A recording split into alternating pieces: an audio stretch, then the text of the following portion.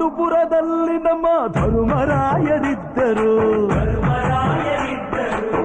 ಹೆಣ್ಣಿಂದ ವನವಾಸವೆಂದು ಸತಿಯ ನಿಂದಿಸಿದ್ದರು. ಅತ್ತಳಮ್ಮ ದ್ರೌಪದಿಯು ಅಮ್ಮ ಅಣ್ಣಮ್ಮ ಎಂದು ಮಾನವತಿ ಹೆಣ್ಣಿಗೊಂದು ಸ್ಥಾನ ಕೊಡುಬಾರೆ ಎಂದು ಸೀರೆ ಉಡಿಸಿ ಬಳೆಯ ತೊಡಿಸಿ, ಸೀರೆ ಉಡಿಸಿ ಬಳೆಯ ತೊಡಿಸಿ ತಾಳಿ ಕಟ್ಟಿಸಿ, ಹೆಣ್ಣು ಇಲ್ಲದೆ ಧರ್ಮ ಇಲ್ಲ ಎಂದು ಬೋಧಿಸಿ, ಧರ್ಮನಿಗೆ ತಲೆಗೆ ಏಳು, ಧರ್ಮನಿಗೆ ತಲೆಗೆ ಏಳು ಮಡಿಕೆ ಕೂರಿಸಿ, ಕೈಗೆ ಕತ್ತಿ ಕೊಟ್ಟು ಕರಗ ಶಕ್ತಿ ತೋರಿಸಿ, ನನ್ನನ್ನು ಶಂಕಿಸಿದರೆ,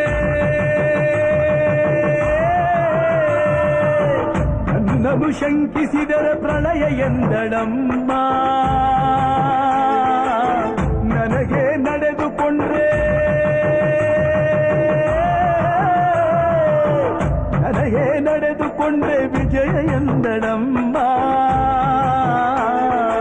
ಆಡಿದ ಮಾತನ್ನು ಬೀದಿರೋ ಭಕ್ತರ ಇವಳಿಗೆ ಇಷ್ಟ ಇಷ್ಟ.